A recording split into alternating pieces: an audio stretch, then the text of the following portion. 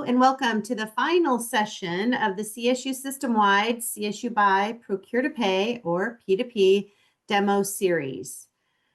P2P is a powerful tool that brings together multiple functions under one platform, including supplier self-registration and access to a system-wide shared supplier database, requisition entry and purchase order issuance, receipt tracking and payment processing, and a centralized location for routing and collecting all necessary financial and compliance approvals. By integrating these capabilities, P2P supports greater efficiency, transparency, and consistency in our procurement and payment activities across the CSU system. The demos in this series covered supplier, shopper requester, workflow and approver, change order, carts and searches, and vouchers and receiving. We also covered targeted compliance demos, including independent contractor, facilities, IT, and branding, and logo. If you happen to have missed any of the previously conducted demos, they should be listed on your campus CSUBUY P2P website. For the demo, the Q&A feature will remain open throughout today's sessions, and we'll do our best to answer as many questions live as possible. We'll also share the name and contact information for your campus lead so that you know who to reach out to with specific campus questions or follow-up needs. Once again, thank you for being here, and let's get going. Here's what we'll cover in today's session. We'll start with a brief introduction to CSUBUY and then review the overall project, timeline, and current status, and then we'll jump into the Q&A. Let's take a moment to review the vision and goals of CSUBUY P2P. Understanding the why helps us better understand the design and decisions that have shaped this project. Our vision for CSUBUY P2P is to standardize procurement processes across the CSU, reduce manual steps, and drive efficiencies through automation. Ultimately, this means saving time, reducing risk, and lowering cost. The objectives of P2P are centered around creating a streamlined, integrated platform that simplifies and enhances how we manage procurement and payments across the CSU system. The graphic on this slide visually represents the entire procure-to-pay lifecycle and the key functions that P2P supports. Starting with shopping for goods and services, users can engage in purchasing with access to preferred, contracted, and sustainable suppliers. This flows into requisitioning, ordering, and receiving, all of which are handled in a centralized environment with fewer manual steps. The process concludes with invoicing and payment, emphasizing automation, minimal touchpoints, and visibility throughout. What's important to understand is that P2P will replace many of the fragmented, campus-specific tools and manual workflows currently in use. It consolidates supplier management, including self-supplier registration and a shared system-wide supplier database, requisition creation, purchase order issuance, receipts, and invoice processing, all into one cohesive system. While P2P will integrate with PeopleSoft CFS, allowing for necessary financial synchronization, the day-to-day work will take place within the P2P platform. For example, users will initiate and approve requisitions, manage POs, and review receipts and invoices, all within P2P. The P2P platform offers a range of valuable benefits. For suppliers, it ensures timely payments and provides convenient self-service tools to track invoice and payment status. For internal users, it streamlines the purchasing experience and automatically routes requisitions and purchase orders to include all necessary financial and compliance approvals. The new P2P platform will replace the current CSU marketplace that requires a P card to complete transactions. So it will also reduce the amount of monthly transactions that will need to be reconciled. At a system-wide level, the platform enhances data quality, increases visibility across campuses, and supports our ongoing commitment to operational efficiency, accountability, and strategic improvement. This slide shows our high-level timeline. The 14 campuses that are part of this acceleration project are currently in the implementation phase, with readiness and deployment activities scheduled throughout early 2026. If you have any questions about the P2P project on your campus, please direct your inquiries to your local campus contact listed here. Now we would like to open it up and begin answering your questions. Okay, so we have the Q&A feature turned on. If you could type your questions in there, that would probably be the easiest. If you feel like it's more complicated, please raise your hand and we can unmute you. But I think it'd be easiest for us to handle the questions through Q&A. If you type them in, we'll answer them live.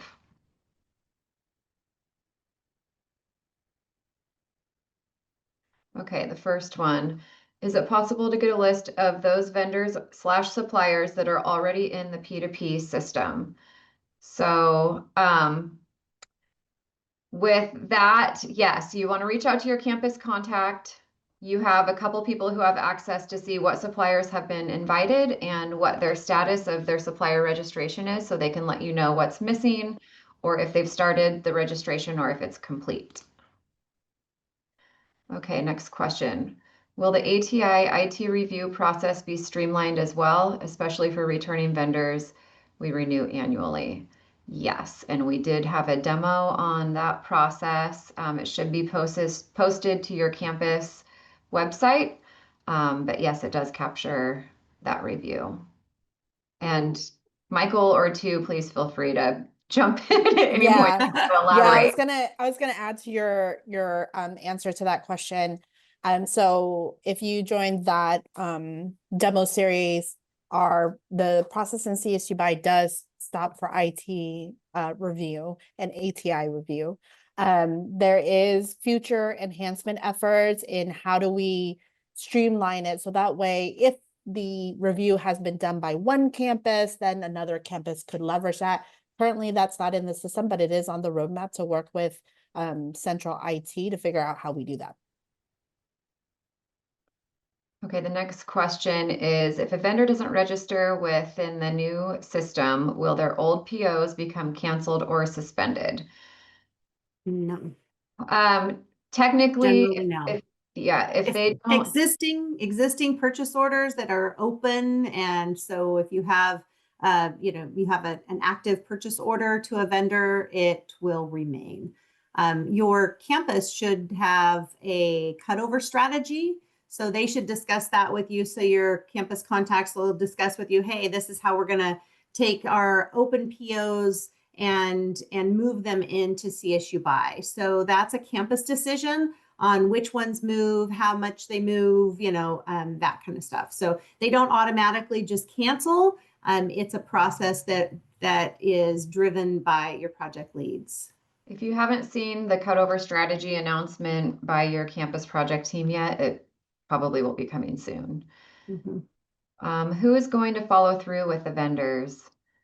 That is sort of a shared effort. A lot of the times there's a person in a department who is already familiar with that supplier and is in regular communication with them and can say, hey, you're still not registered. Sometimes it can be somebody in AP or procurement. Sometimes it's usually the communication from the system-wide supplier management team will be directly to the supplier. So they get an announcement, they'll get an email. So there's not one answer for that one. Okay, next question. I'm currently using Marketplace. Will my approval process remain the same as it is now? I'll hop in, Tawny. Okay. In Marketplace, there isn't an approval process necessarily. If you are, and Michael, please correct me if I'm wrong, but there's not a workflow process in Marketplace for that. So it's not, we don't have that in Marketplace. In CSUBUY, there is a workflow process for the various approvals based on what you're buying. And the Marketplace is based on a Pro card. So when you check out from the Marketplace, you have to enter a procurement card. In the new P2P system, you can shop in those same catalogs. It creates a requisition and then a purchase order.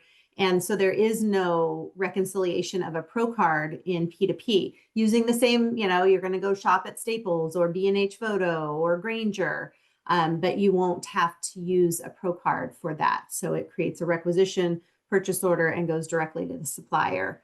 So that should streamline purchases off of those catalogs for sure.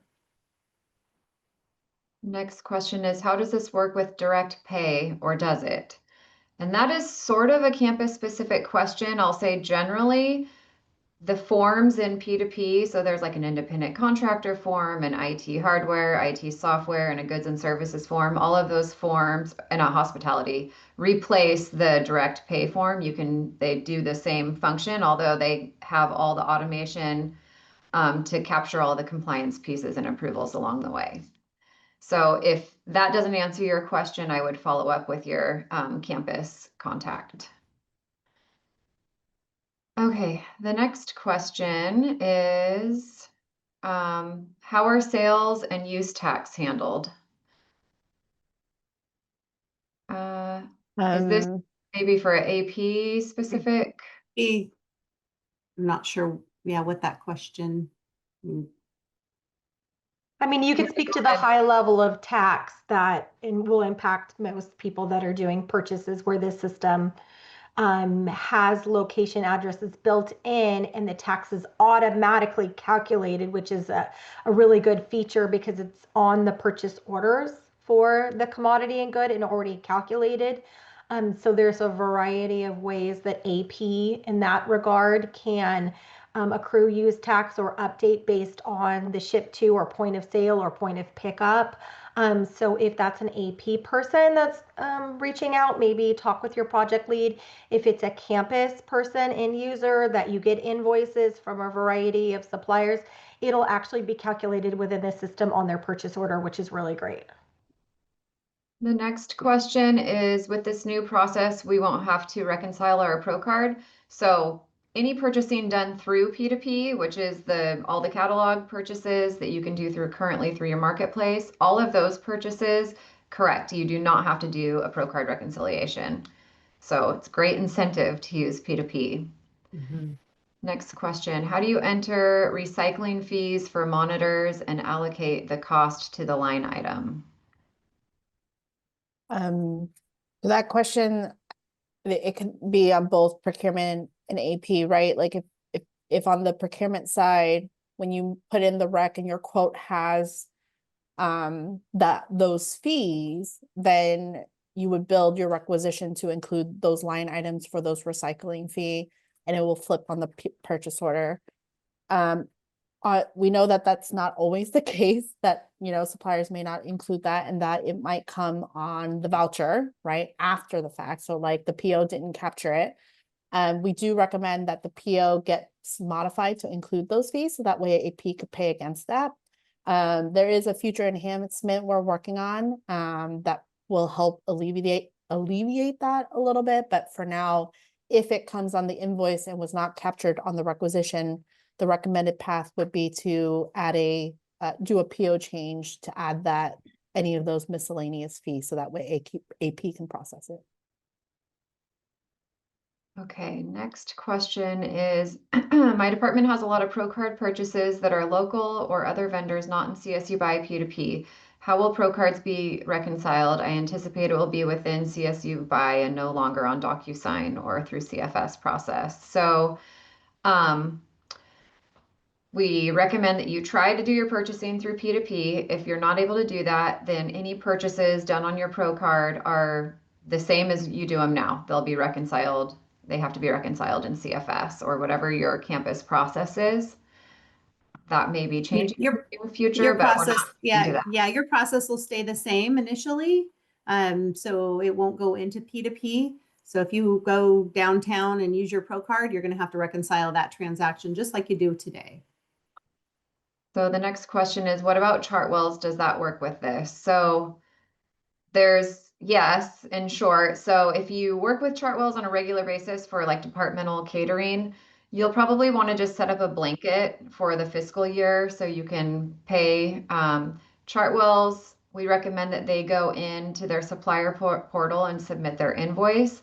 and then you'll just be prompted to verify that invoice, and then it'll be paid for you. So it should be a much more streamlined process. If you are a campus that has to get pre-approvals on non-Chartwell's catering, then that process is also built in. Those approvals are built into P2P. Okay, next question. Does this include software? Can we start with software we already need to purchase or renew? Yes, there is a software form that you would start with. You would fill it out, probably similar to how you would start a form today and answer various questions. And that will automatically route to the appropriate IT people. It'll route through delegation of fiscal authority and through procurement. And yes, so it will ultimately end up being a PO. Will so independent contractor pre-hire process be integrated into this workflow? Will these reviews occur simultaneously? Yes, there is an independent contractor form that will route through HR for their review. Also, if an end user or a department uses, for example, the goods and services form, but the supplier designated themselves as an independent contractor, that will also route through human resources for that approval. So yes, that review is worked in to the system and is automated.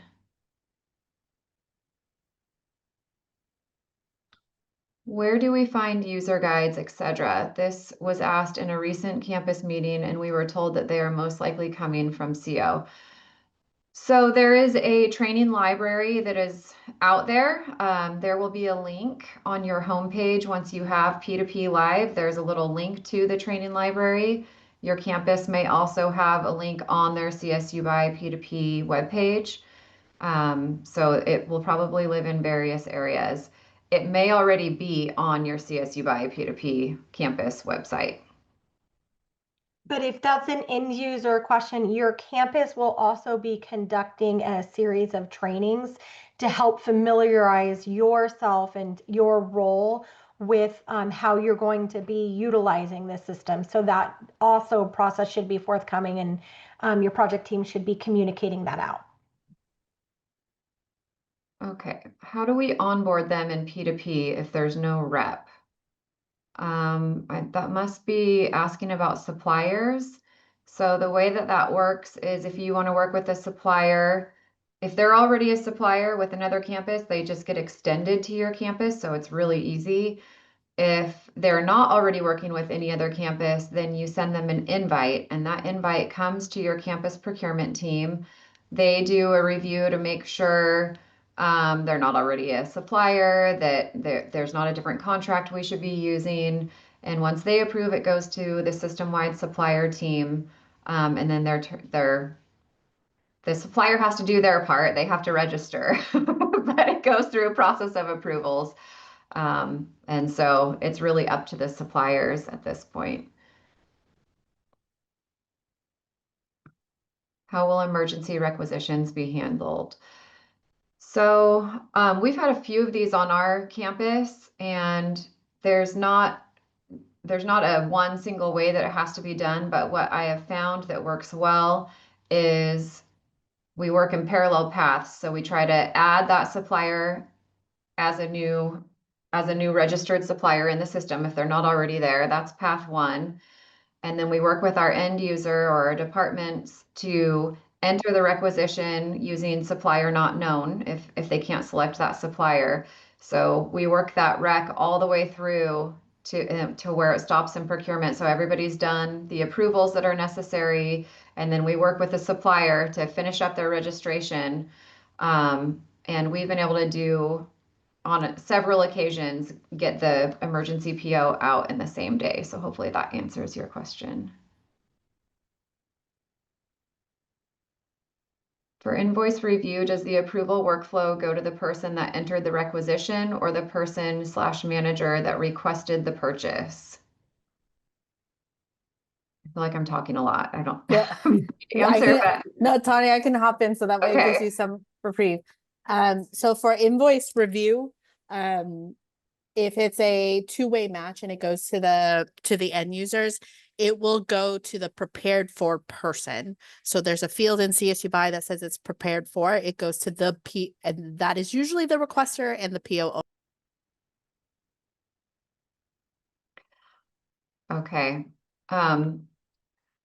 Would like to have a chance to practice the process before putting an order together. Can we please have access to production environment? It makes sense that those that will have most contact and need to know how to move through the system. Approvers get training, but end users don't. So no, everybody will receive a visual training pre-go live. So there will be a training for shoppers and requesters, a training for the fiscal approvers, and a training for the compliance approvers, such as like EH&S and branding and logo and independent contractor. And then once we go live, your campus will do a progressive series of training. So you'll be in the system, walking through the system, exactly what to do. It's a progressive 4-week training for most people. And for your people who are in there all the time, sort of your subject matter experts or super users, there's also a week 5 training that will be done. So it's very hands-on. And we want people to come to those with real life questions and situations. In addition to that, your campus will have a daily virtual drop-in hours. So if you have something that you need addressed before the training, you can go to those daily drop-in hours with your questions. I can take the next one, Tani. Okay. How can we determine which items should be purchased through the P card or P2P system? Is there a threshold amount that applies? There is not a threshold amount that applies.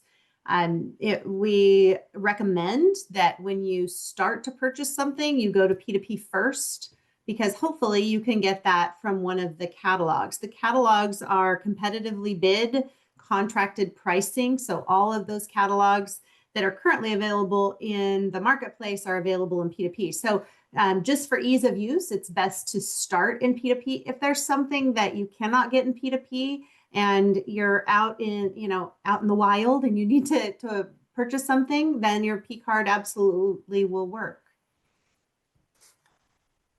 How do we add new vendors? There's a couple different ways.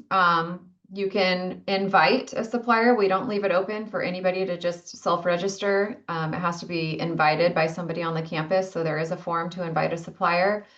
Or you can extend a supplier that's at another campus. You can extend that to your campus. So there's a couple different ways to do it. Are the campuses able to submit supplier extension at this time? No. Only the people. So Chris, no, generally no.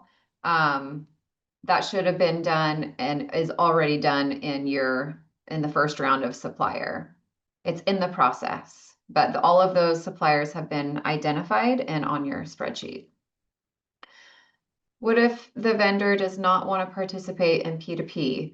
Is there a separate process or is it all of nothing? Well, in order to do business with the CSU, you need to be registered as a supplier. So that's the answer. We generally haven't seen that as being a huge roadblock for suppliers. They understand, we are a large organization and this is how we manage our suppliers and our procurement process. So once they know that, they're like, okay, I got to go in and fill out this thing and we're done. If a vendor is not approved, will we receive a suggested vendor to use? So we really try to work with the suppliers who you do want to be approved.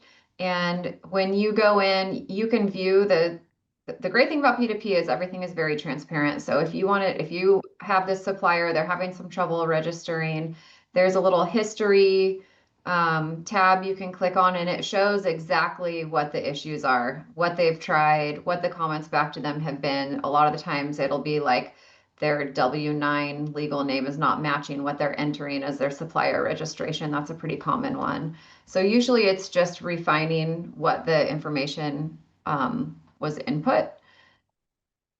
And then if you're still having problems, then I would suggest working with your procurement team, and they can always help you find a new supplier. What is an expected turnaround time from requisition to payment? I think right now it's averaging, it'll be longer in the beginning when you first go live. So I'll just be transparent about that. Everybody's new to the system. Departments are new to the system, your AP team, your procurement team, all your compliance approvers, everybody's new to it. So that does slow things down in the beginning. I think right now it varies by campus, but it's, you know, I would say 6 to 12 days. Usually it varies. The last metrics I saw, I think my campus was maybe 11 point something days, but it kind of fluctuates throughout the year.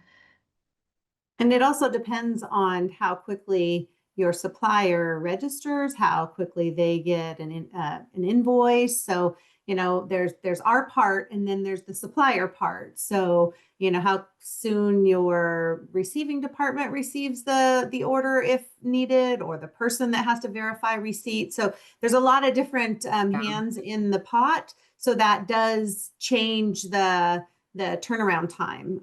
It goes pretty quick. I find our campus it's pretty quick. And once people know what they're doing, they're like, oh yeah, okay, I got this. But the benefit to the system that we've mentioned is the transparency to see where everything is at. I think that also helps, at least from my campus.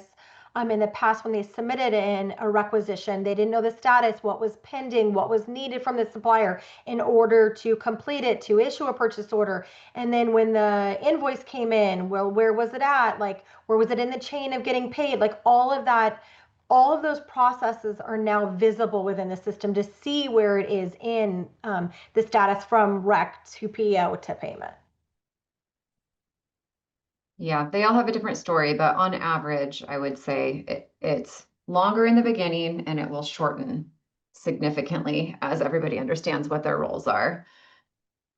How much training and time are the end users, us, actually going to get before implementation? You all had months and months and months of being in the P2P system, and then do you expect us to jump right in and be proficient in the new system? So we're really trying to, throughout this whole process, give you exposure with all of these demo series that we've been doing, and have been trying to help your campuses with the communication piece. They just got access recently, your operational team, to start testing and it's not even, I would say it's working through the test scripts, which there's a bunch of test scripts, and working out any bugs and kinks, making sure the configuration and the workflows are working. So I can assure you, nobody is feeling confident in their role. And then this is the last of the demo series, but then before you go live, like I was saying, you will have a training that is a visual training. And then once you're live, you will have a series, a 4-week progressive training series. If you have work items that come up that you're not able to address in that training series, then you can bring them to those virtual drop-in hours. So we totally understand that you're not going to hit the ground running on day one, but this is the format that is suggested and has been successful. Okay. Will Staples Advantage be going away completely? We need to use P2P directly. Staples should be purchased through P2P. So no, it's not going away. Same catalog, same pricing. There's just no procurement card on the back end to check out, if you will. It creates a requisition purchase order, but it is the same catalog. For damaged items, how will returns be handled? I believe we had this quick. I saw you unmute, Michael. Go ahead. I can take this one. Okay. For damaged items, there is no straight answer. The best response is proper communication is the key for everything. Communication with the supplier at first to see will they need the item returned back, or they'll just say if it's a low dollar item, they may say keep it. We're just going to send you a new one. Sometimes they will issue a credit memo and then rebill. Sometimes they won't do any paperwork. They're just going to send it with no paperwork. So communication with the supplier, AP, shipping, receiving if needed, if needing to ship something back, and make comments on the order itself on the document so everybody knows what's going on with that specific order. Thank you. Is there an invitation email template we can send to our previous vendors to register in the new system? Your campus should have already done that. They've done a full analysis on all the suppliers. Supplier registration invites have gone out. There will be another phase of that. But if you have specific questions about a supplier, please reach out to your campus project lead because they can answer those specifics for you. Does this mean P cards will be eliminated? No, the recommendation is that try to do your purchasing through P2P. It captures all your approvals and compliance needs for you. You don't have to do a pro card reconciliation through those purchases. But if you need to do purchasing outside of the system, then P cards are not going away. We were I'll notified. take the next one. We were notified that a current vendor had to re-register as a supplier. Before we proceed with using their services or issuing any purchase orders, how do we confirm that the registration has been successfully completed and approved in our system? You will be trained how to look up a supplier and see their status. So you'll see exactly what's going on with that supplier. And once they're approved in the system, then you can add them to any request. So yes, all in the first sentence about re-registering, there is no way to take the current suppliers and just bulk load them into P2P because they have to self-register. So they get in and register themselves in the system. So I hope that answers your question. Do you want to take the next one? Yeah, so the question is, how do fly-throughs work? What steps and efficiency does it create, or what would be missed by not having it implemented? So I'm gonna make a leap because there's a couple variations of fly-throughs. I'm going to take this as an end user perspective from a procurement side. So right now, the fly-through rule is if an item is purchased through a punch-out, it's less than 5,000, and it's a low-risk commodity code, it will stop at DOA approval, and then it will bypass procurement and creates a purchase order. So that is a global setting that will happen for every campus that comes in. So that will be automatic for you all in that regard. How do you deal with POs with multiple lines that are not clearly defined? On my campus, we have POs with multiple lines with the same description, but different chart fields. So you could have multiple lines on the request with different chart fields. And then for each of those chart fields, it will route to the appropriate DOA approver. So like, let's say you have a 3-line requisition, each line is a different chart field combination, and it's with it could be with 3 different DOA people. So you could have, do that. If you're purchasing the same thing, so I think this is the essence of the question, you're purchasing one line, but you need to split it between 3 different chart fields or represents 3 different departments. You don't necessarily have to create 3 different lines. You would just create one line and split the chart field 3 ways. So that's also an option for you all. DPR has, oh, you got it, Michael? Yeah, Okay, it's very similar cool. to what Tu said already. DPR has multiple chart fields. How will this be inputted in P2P? So DPR being a supplier or construction orders, and that's could be any order with multiple chart fields. Each line could have a separate chart field, or one line could have multiple split chart fields, very similar to what Tu just said. And this is similar what has been done with CFS in the past too, about having split chart fields. I'll take the next one. Have all financial system integrations been tested? Meaning, will our actual detail provide enough info to budget personnel? That's part of the user acceptance testing that your project team is doing. They are, going through that currently and finishing up their UAT. And the other system integrations, so the integrations into CFS for the live campuses. So there are 8 locations that are currently live, and those have been tested and provide the detail necessary that you're pulling out of CFS. So those integrations are built and working for the live campuses. So I'm assuming, yes, it is for the live campuses, and your campus that are going live are testing that to make sure that it is there. So if you have something specific where you're looking at a certain field, you may want to reach out to your project team and say, hey, you know, just want to make sure that this one integration is there. CSU libraries are on a shared management system. Are there any future plans to integrate the ULMS with P2P for purchase of library materials and subscriptions? I can take that, Tony. So I met with a couple of library team members here at the Chancellor's office to talk about how do we improve that process for libraries. It is on the roadmap to discuss after you all go live to determine a more efficient process for you all. The next question, during the change management phase, what kind of communication will be sent to the campus community prior to go live?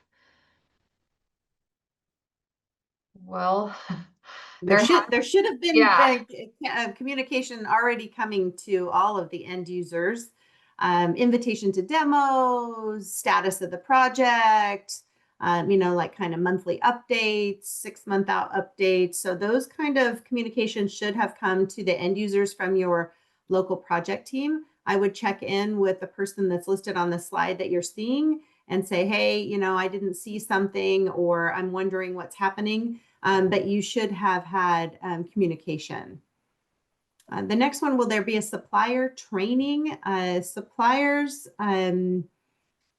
there's not a specific training session for suppliers. There is for the department end users, you'll get trained on how to invite and all of that. But for suppliers. There's a new implementation called DAP, digital. Help me out. Yeah, I was gonna, yeah, I can cover that. So the good news for the 14 that are coming live in January is you will all have a bigger advantage than the rest that has gone live prior to you. So we are going to introduce DAP, which stands for Digital Adoption Platform. What that means is for various processes, we will have a resource in the application where you could tap into. It's like a training library, and once you click on and launch that particular guide, the digital platform will kick off and point you and guide you in how to process a certain thing that you're trying to do in real time. There was a question earlier about end users and what you need to do. As part of that portfolio for new users for the 14 campuses going live, there will be a digital tour that will take you through the application when you are a first-time user logging in. The system will recognize that you are a first-time user. It will give you a high-level tour of the application and help you walk through certain setup that we recommend you do. So there will be some really cool hands-on training within the application for you all when you log in. I would recommend that you all still participate in the weekly series that your campus is conducting, because you'll get some real-time exposure, but know that we also have some digital guides in the application for you to get started. Will CSUBUY P2P replace the computer and mobile device purchase portal? And it looks like you're at Cal Poly Pomona. And I would say, please follow up with your project team. I think it's Sergio is listed on here for Pomona. Yeah, follow up with Sergio and he can answer that specifically for you. Does this only apply to state procurement and not ASI or foundation? That again is a campus specific question. So please follow up with your campus project lead.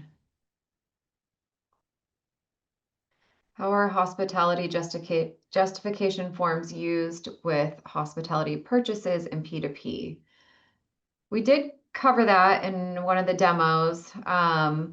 It's the policy requirements are built into the form. I would imagine it looks fairly similar to the form that you all are using today. So should be captured there in the system. Are there any difficulties with foreign vendors? If vendor requires bank wire, will that be processed in P2P, or is this also campus specific? That's a good question. It's not campus specific, and it does go through P2P and start to finish. So Not the actual payment, though. The actual payment still remains outside. yes, if it's a wire, yes. But the wire approval process is through P2P.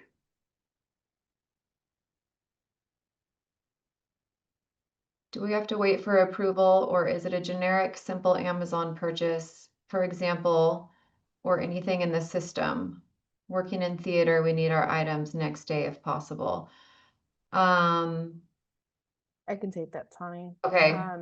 So it could be very simple depending on the configuration for your campus and for your DOA. So we have seen low dollar transactions in Amazon fly through, right? Meaning it's low risk items that was purchased by a level 5 approver that has auto approval, and it will go through quickly. It depends on how your campus is configured, and I recommend you talk to your campus about your configuration.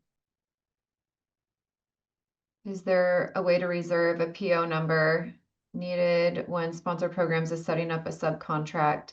If not, is the system able to hold a requisition until a subcontract is fully executed?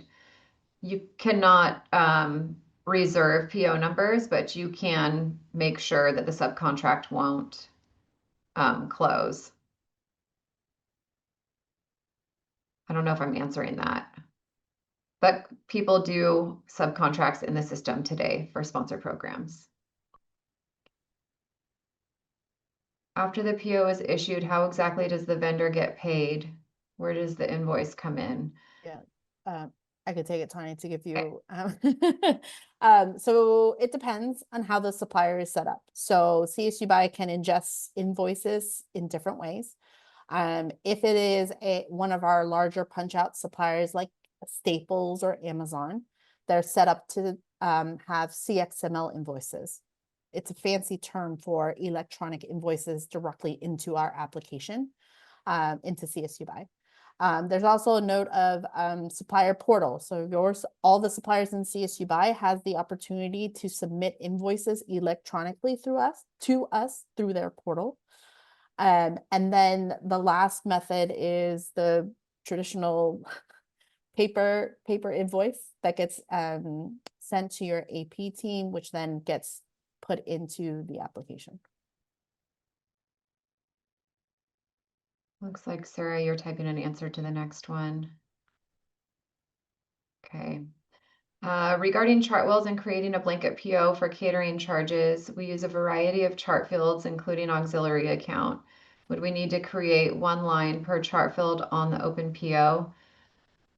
Depending on what campus you are on, you may need 2 POs if you're doing a stateside and auxiliary funding, unless your campus uses like a pass-through fund or something.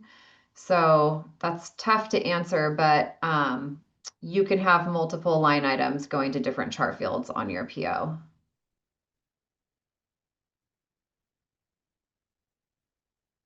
When I try to monitor total spend by UNSPSC commodity and service classification codes, I can currently get some codes from the US Bank P-card data, provided the credit card merchant returns UNSPSC on the level 2 data. Not all do. Currently, I have no source at all for per line UNSPSC for RECs, and nowhere to enter UNSPSC codes on a REC. With P2P, will we be able to see per line item UNS PSC codes for all procurements?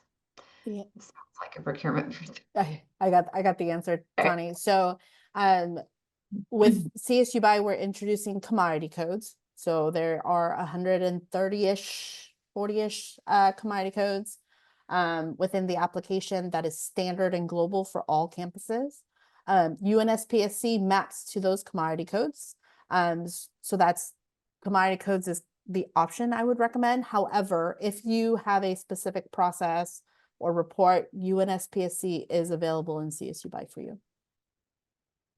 Now, keep in mind that the accuracy of that UNSPSC code is dependent on whether or not the supplier applies the correct one. So keep that in mind as well.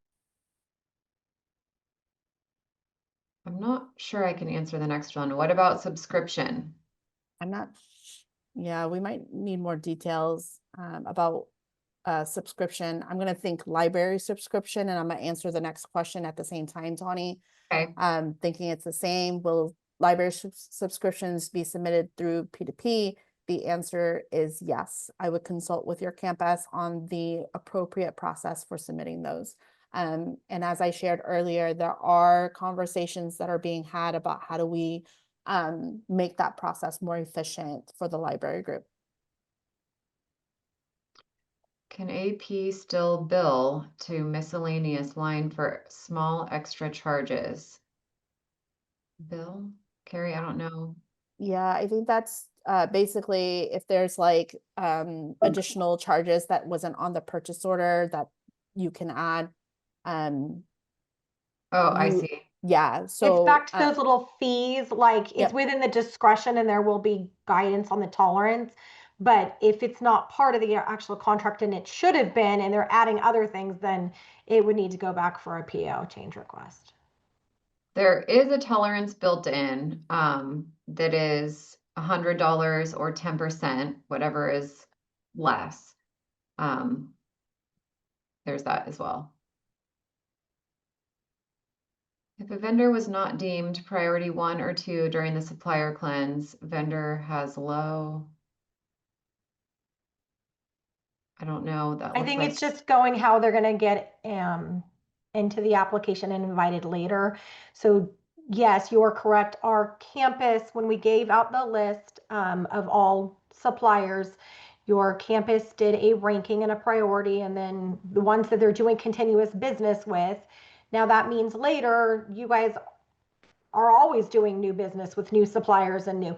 So when you get your campus training at that point in time, you end users, operational team, you'll know how to invite people at that point. We're just not there during this implementation phase. So the campus supplier team can assist users with vendor searches. We need the naming conventions, individuals, last, first, standard abbreviations, company name starts with. You will be trained on this, so you'll be able to do these searches on your own. They're pretty simple.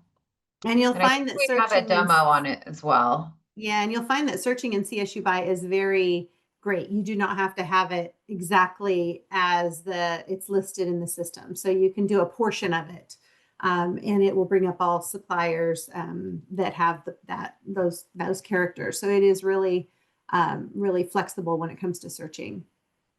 And the fly-throughs, I'll answer the next one. I think 2 already went through that, but on catalog, under $5,000 and not a high-risk commodity. So then those will fly through. They go to DOA, so they get financial approval, and then they go directly to the supplier. So those go very quickly. Will the local trainings include a test company? Your hands-on training will be in the live production environment, so you'll be bringing your actual examples to work through. How do you request an RFP in this new process? That is I separate. can take that. Okay, go ahead. So the sourcing module, which is currently in the marketplace, that is staying there for now. So that is not going to be in P2P. If a certain requisition can be marked saying required sourcing, then that will stop in procurement department for them to look at that requisition saying that needs to be sourced. If your campus has some other process for end users letting procurement know that they're needing to do an RFP, that is outside of the system. That would be your campus specific process. So I would recommend getting in touch with your procurement team about that. For independent contractor reviews, does it need to be done every year for the same contractor? Independent contractor review happens for every transaction. So it's not a yearly base. It's each time transaction is submitted either on the independent contractor form or with a supplier that has been identified as an independent contractor, it will be reviewed at the point of transaction. And Amy's question is the P2P purchase system for the use with state funds, not for enterprise or fill funds. That depends on your campus. If you kind of think of it as if I previously went to CFS to do this purchase, now you will go to P2P to do this purchase. So it depends on if they are in CFS or not. Yeah, check with your project lead. What do you suggest as a workflow for folks who are reviewers for the MPP? They aren't the requester or the approver. Oh, that is very campus specific. So based your configuration, there was a lot of flexibility there. You might be a requester. You'll have to follow up. That's a campus specific question. Sorry. What do you suggest as a workflow for the folks who are, oh wait, did I already do that? Yeah. Yeah, you did that one. Since library transactions are complicated and require some special handling, will there be additional conversations for just library personnel? I don't know. So yeah, again, you want to talk to your campus on how they want to process those transactions. And I think I shared earlier that there are conversations about how do we make that process more efficient for library post go live. The next one, can you please briefly explain what the new changes are being made, or is there an outline detailing the changes? I can jump in, Tony. Okay. So I'm going to compare it to Marketplace because I'm going to make the leap that most of you all are using Marketplace. And so it's going to have the same look and feel, right? It looks exactly the same. One site's red. When you go live in P2P, the site is black. But overall, what we have done with the CSUBUY implementation is, one, allow you all to purchase without a P card. So this process allows you to make purchases using your chart fields, which eliminates the need for reconciling your P card. So another option for payment. The other big change that we have is funneling or bringing that process into a single platform that allows you visibility to what's going on. So it's not disappearing into a black hole, right? Your campuses have been managing that through emails or through other technologies where basically that request that you have submitted is now being punted around based on what it is that is needed for that. Now it's in the application. It's visible for you. You have full visibility to where the transaction is and who has it.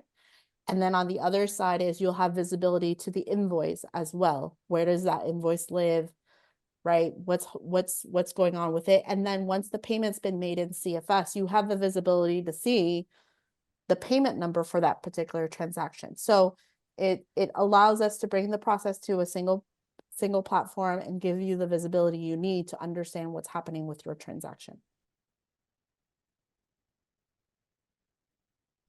How will the grant approval process flow work when the grant is housed in a department/org different than the faculty member's home department/org? So I would recommend you consult with your campus because this relates to DOA and how your campus builds out your DOA. We have seen that campuses builds out the grant approval within DOA based on the fund or project or another chart field element. One of those two chart field elements, so that way the transaction routes to the appropriate grant approver versus the department approver. The next one, Michael, you might want to take. Heard that P2P punchouts show everything available to purchase, but CSU system has restrictions. Example, pens that are made out of recyclable materials are allowed to be purchased. At what point is the requester notified the item is not allowable?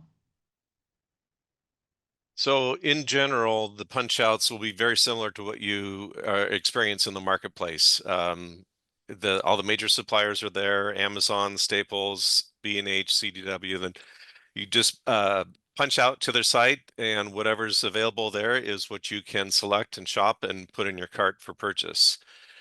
Some of these restrictions now are starting to be put in place, and that meets goals for strategic sourcing, cost savings, etc. So there are some blocks. For example, Amazon is now limited to Prime eligible products. That means there's free shipping. There's no extra shipping cost that's going to be separate. It's built into the price. It's a Prime eligible product. And other items that other suppliers may be blocked for whatever reason. So we might be focused on saying, buy all of your toner and ink cartridges from this supplier. So that is kind of an ongoing basis. Things will change. When those changes happen, that will be communicated out to the campuses. Sometimes the product I'm searching for is not in CSUBUY, example, certain toner cartridges. Is there a way to request these added so we can take advantage of contracted prices? It's kind of very similar. So searching for what you want, you would search in the marketplace within P2P now. You would search that supplier for what you want, and you find the item that you want. If it's not listed on their catalog site, then they are not offering it, or it's not available. So you would try another supplier. There at this point, there's no easy way to enter your item and search across all suppliers. That's kind of a future enhancement. So right now it's just one supplier at a time. You can go to different suppliers that you know would sell that product, and you can compare prices that way. Tawny, this might be a good pause point because we're actually at the hour right now. And a lot of individuals, if you have to leave because we've scheduled it for an hour and we've got a lot of active engagement in the Q&A, we will be taking the Q&A questions that we don't get to, and then we can provide the response and send it back out to your project lead that's listed on this campus email. I do believe some of our panel has to leave because they do have other meetings, but we can stay. There's a couple of us that can stay till 2:30 for those campuses that want to stay on as well. All right, next question. Will campus insurance requirements for service POs be incorporated into the P2P PO process? So Well, insurance, sorry, Tawny. So insurance, I can't hear you too. Oh, can you hear me now? Yeah, Yeah, I can. You Oh, can? we can hear. Okay. Okay. So in regards to insurance, as part of the supplier registration process, there is an opportunity for the supplier to provide their insurance. And that is visible to the procurement team when the requisition gets to you for service POs. At that point in time, you will evaluate whether additional insurance is required based on the transaction that the end user has requested. You would process it and add additional insurance if needed. There is enhancement request to kind of enhance that process in general for all of CSU. It is a known line item. We don't have a timeline, but it is known that we want a single insurance process for all of CSU. You might want to take the next one. When a vendor registers successfully, does the process also include preferred payments such as ACH? So yes, so we do encourage our suppliers to process their preferred payment method as ACH. However, that if they request ACH, it does go through a validation process, banking validation process to avoid fraud. If the results of that banking validation is not great or viewed as not acceptable, we will have that supplier be processed as checked, make their preferred payment method as check, which then will allow the transactions to continue, and then give us time to manually validate the banking information for that supplier. Will we be able to find the vendors through categories such as HVAC, plumbing, electrical? Yeah, so one of the things that we ask the suppliers is to ask them what in general commodity code they provide. That gives the teams the opportunity when you do a sourcing event to be able to search for those suppliers. Next one, our department presently requires the employee that made the internal request approve the invoice before the financial approver approves.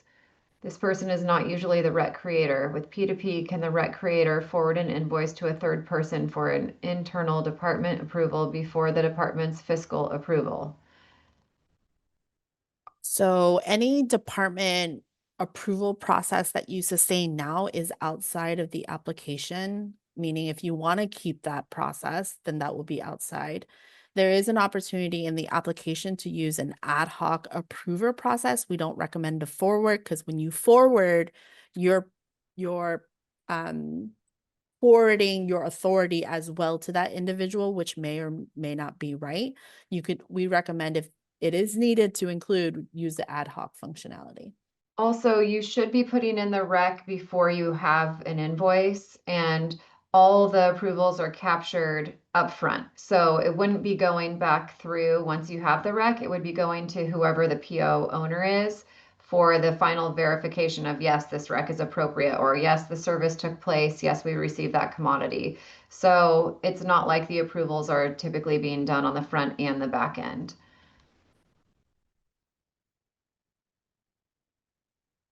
Have all vendors been notified and have been vetted?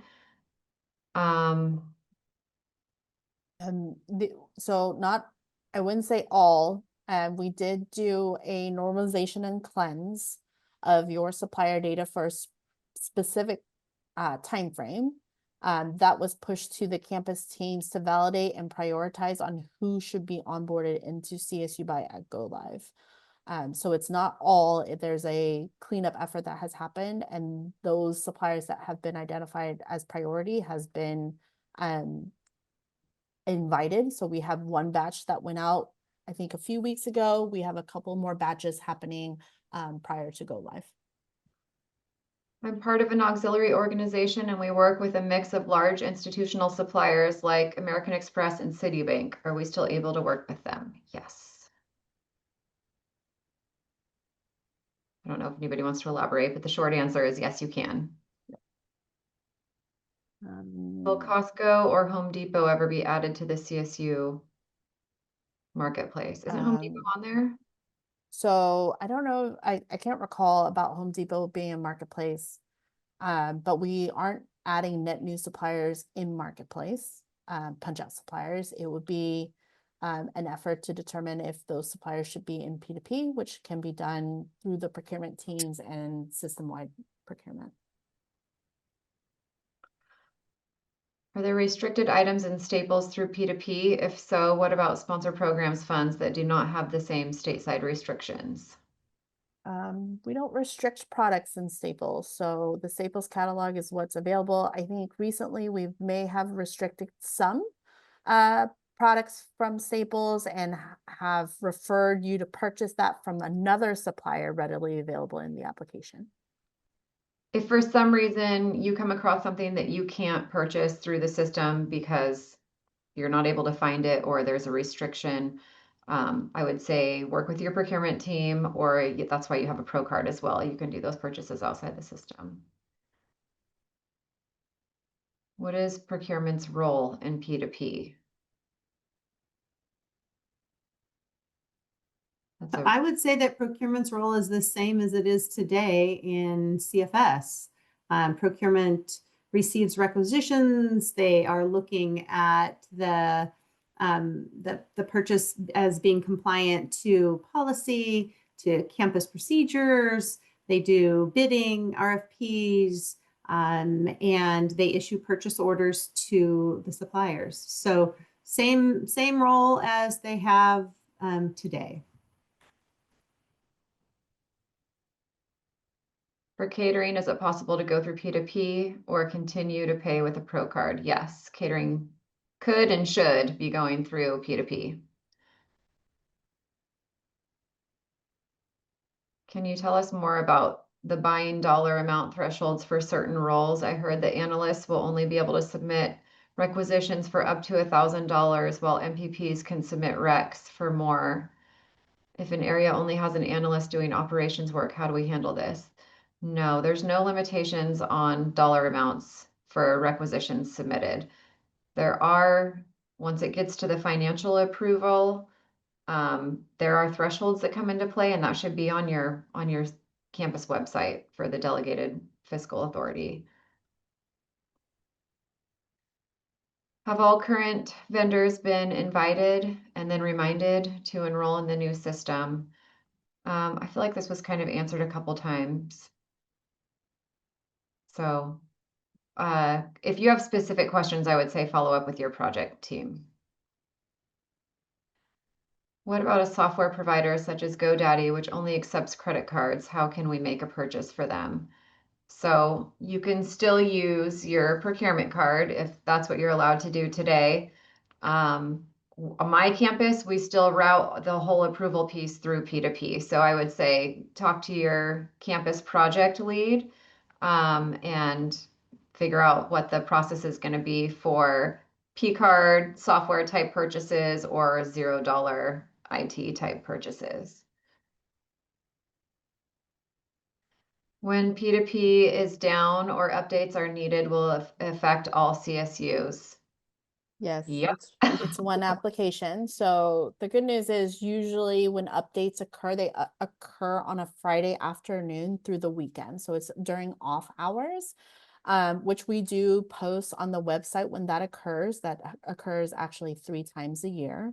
And then when the application is down, we do post information on the ServiceNow site. We notify your campus teams. In the future, we're going to work with central IT support to send out communication if it is impacting all of CSU. Okay, what if the invoice has 2 purchase orders? I don't know if I've heard of that. Maybe ask your campus project lead about that. We already manage chemical approvals and independent contractor risk assessments through an automated workflow. Can or in the future will P2P accept API data so that our approval status and documents push into P2P rather than having to rebuild the process? The process is already rebuilt in P2P. It's going to be based off of certain questions that are answered and commodity codes and automatically route for approval to the appropriate people. So it's already built in. If you have campus specific questions, I would say follow up with your project lead. And how often will supplier registrations be renewed? Will supplier registrations be renewed before the current registration expires? So the difference with P2P is that there isn't an expiration to their renewal or to their profile, and they are in complete control of their profile. So if they have somebody that leaves, or they have a new salesperson, or a different area to send invoices, or send purchase orders to, they have complete control of going into their profile and updating it. If they are a small business or DVBE, they put in their expiration information in their profile, and your local procurement, your small business DVBE advocate do have access to that. So maybe they send a reminder, hey, we see that your small business or DVBE certification is going to expire. You should think about going in and updating that. So it is really on the supplier. So any updates to banking information, to addresses, to any of that, it is on the supplier. What is stopping a vendor creating an invoice for a blanket order? Nothing stopping them. Unless Like- the PO is closed. So if the PO has been closed, that will stop the invoice from coming through. And But if the invoice is open, it's not, there's nothing stopping it because the PO is still open. Will the suppliers know CSU general liability insurance requirements when they register? It is on the registration, some additional information on insurance for the supplier. If I need to purchase a $500 software service support for a faculty member, it sounds like it will need to pass through P2P, ITS purchasing and AP like CFS. Can I request a P card exception? So any campus specific questions, you just need to work with your project lead, because there is a little flexibility there. Once the P2P system goes live, will new supplier onboarding occur on a rolling basis, or will there be specific cycles? There's no cycles. Once you're live, if you want to work with that supplier, you invite the supplier and they register. It's very much probably how you're doing business today. It's just that they're self-registering now, rather than filling out. Every campus is different, but rather than a 204. What is the recommendation for inputting large furniture orders? Should it be itemized even for pages and pages of line items, or can it be inputted as one line for the lot of furniture with a list of furniture in the comments? You want to itemize it because you might not be receiving it all at once, and so you might get invoiced and will be paying against some of those lines, and you want it to match the invoice. We have our own shopping sites for hardware that simplifies shopping for PCs and MacBooks. How will we handle open-ended sites like Dell or HP with hundreds, thousands of SKU variations?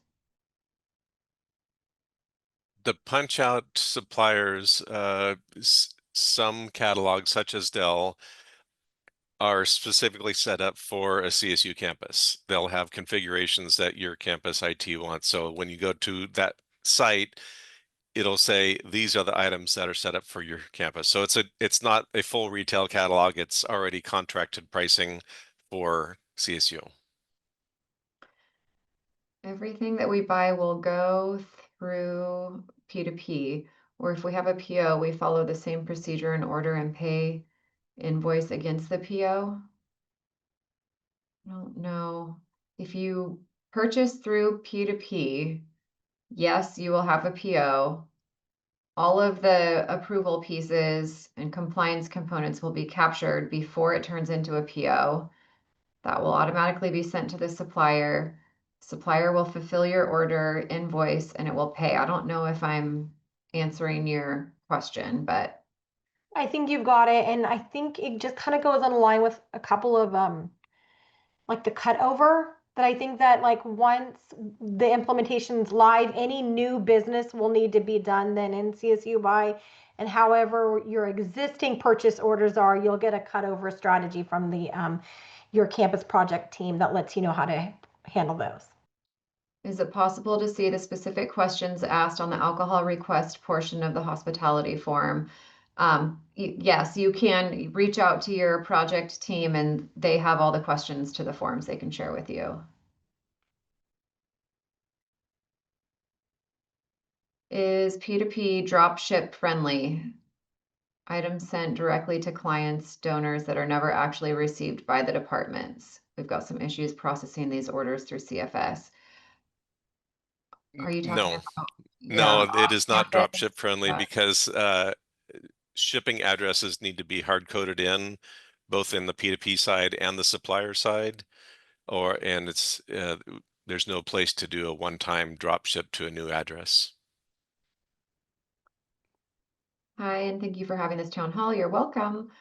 Will the Amazon restrictions list stay as is? Will Staples continue to have a $50 minimum per order? So right now, Staples has a $35 minimum order that was recently changed with their contract that's in place now.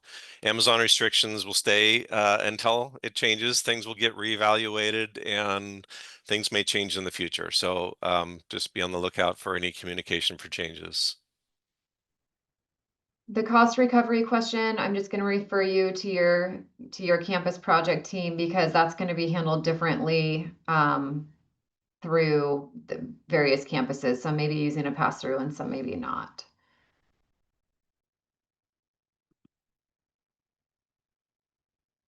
I'm the accountant for a department within the CSU system. I handle all the P-card expense reconciliations, including updating chart fields based on the department or requester. I also send out payee data forms when there are changes to purchase orders, like remit to address updates. And I send hospitality forms for food purchases. Just wanted to ask, are any of these procedures changing? So yes, the pro card reconciliations should be significantly decreased because purchases done through P2P no longer require those reconciliations. The payee data forms are no longer required. That any changes to supplier information are done by the suppliers themselves, so they're responsible for doing that. And hospitality, you shouldn't have to send any hospitality forms. The department end users will just initiate using a hospitality form. So yes, significant changes coming your way. Are guest lecture honorarium forms processed through CSUBUY P2P? Yes, because those are all taxable services. So yes, they do. Would it be able to register grocery stores such as Whole Foods, Trader Joe's into P2P? If there would, I mean, I don't think they would really invoice you. I think that's still probably like a pro card type purchase, but if you're working regularly with a grocery store, yeah, if they want to invoice you, there's no issues with them registering as a supplier. How will employees be reimbursed? Will they have to set up suppliers? So P2P is not a reimbursement tool. So all staff, faculty, and student reimbursements will go through whatever process they're doing now. And any reimbursement in general should not be going through P2P.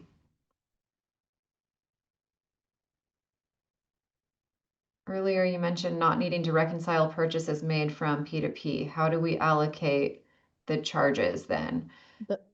The purchase order encumbers on the ledger. So once a PO has been, once a request turns into a requisition that gets approved into a purchase order, the PO gets integrated into CFS, which creates an encumbrance on your ledger for that chart field. As invoices comes through and gets processed, that encumbrance gets lifted. And then eventually that PO should be closed and the entire remaining encumbrance is gone. During a change request, does a higher DOA get pulled into approving if the new PO total is above the original DOA approver's threshold? Yep. Change requests for the same purchase order, it routes to the totality of that purchase order. So if it was $500 and it went to this person, but then a change order bumps that to $1 million, it will be routed to the $1 million approval individual. How long will the approval process take, for example, for an Amazon order? That just depends, right? Because now there's people in the process that has probably always been there, but you're doing it through email. Now it's visible. I have seen, so in the 2 years that CSUBUY has been live, we have seen POs go through and an invoice come in within 2 hours. So it could be very, very quick, or it could take a little bit depending on who and how long it takes them to approve the transaction. If the invoice is automatically / directly put into the system, does it automatically get routed to DOA, or can the department review to determine the line item first? This would be specifically for blanket POs. Yeah, so DOA occurs at the point of requisition. So the financial approval happens upstream in requisition workflow. Once the PO has been approved, when the invoice comes in, the invoice gets routed for verification that the good or the service has been rendered. So it's a different type of approval, and that routes to the PO owner, which is usually the requester. Will the certificate of insurance go through P2P? I shared this earlier. It is available in the supplier profile if they provided it. Will all names of the procurement person and accounts payable person assigned to complete a transaction be listed and contacted to confirm each transaction? So in P2P, we have requisition workflow and invoice or voucher workflow. At any point in those two workflows where the transaction is at, you will see who has it, their name, their email, and when they have and have not approved it. So all that is visible to all users within your business unit. Will the Q&A be collected and summarized as a post-event FAQ page we can access later? I think we're just leaving it in the recording and it will be posted on the website. How long does the role update done in CFS update in CSUBUY? How long does the It's an overnight process. So if your campus security makes that process change in CFS, then it is an overnight.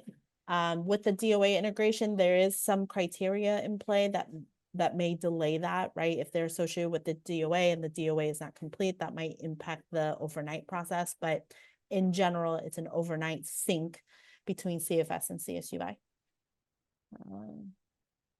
When you refer to library subscriptions, are you referring to subscription we currently get through the CO or those, for example, through SCELC?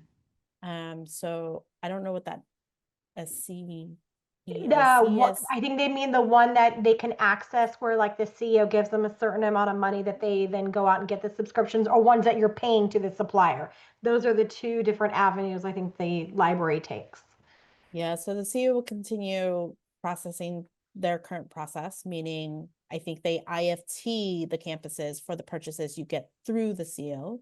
And then the campuses would connect, you would connect with your campus teams to determine the right way to process the transaction for your specific campus library purchases.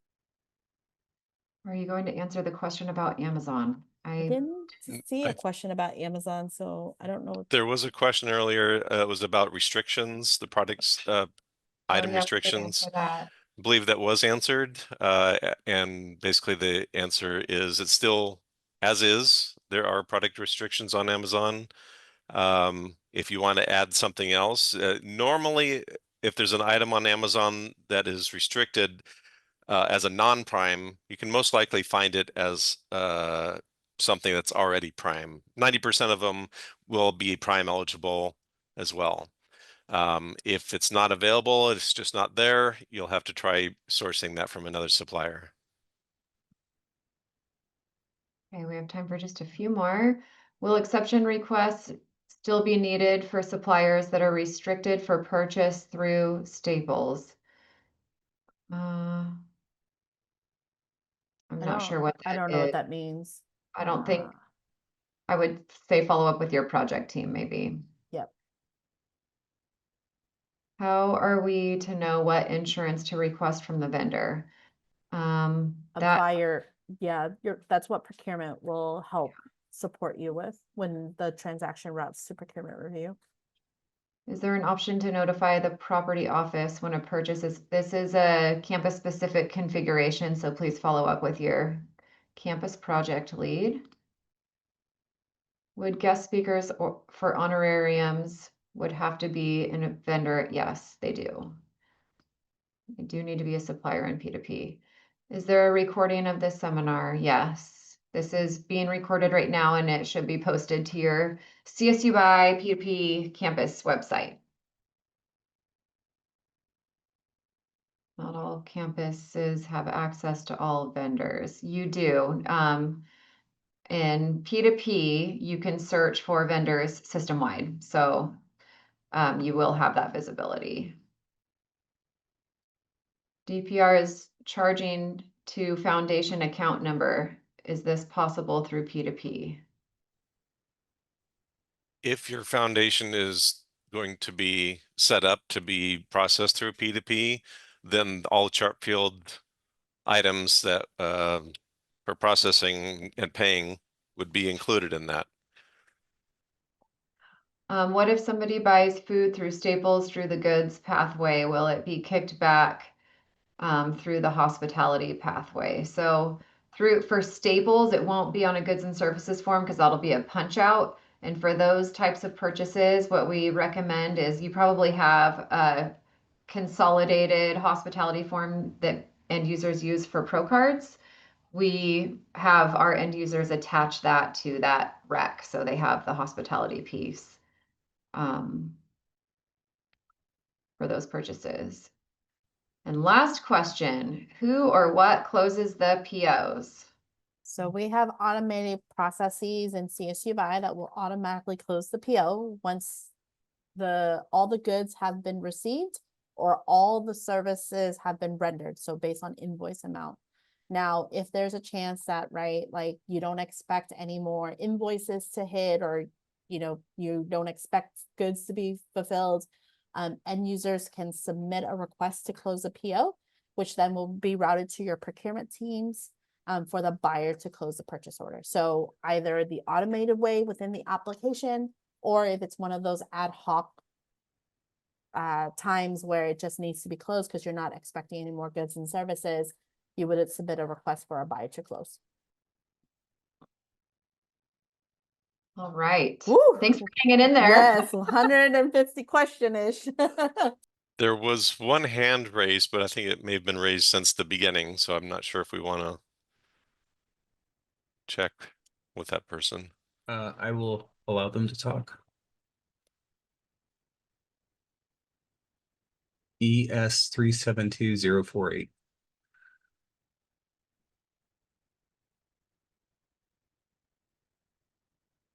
Like I said, I think it was raised since the beginning. So Yeah. Okay. All right. Well, thank you, everyone.